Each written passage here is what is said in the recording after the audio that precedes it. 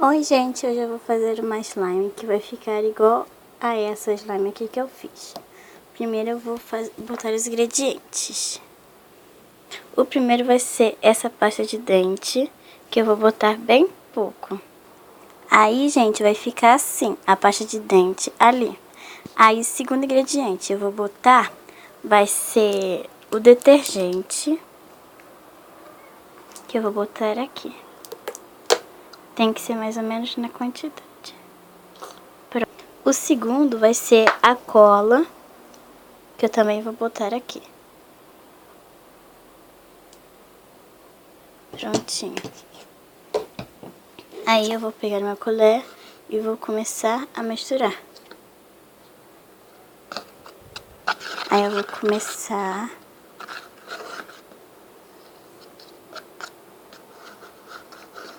misturando.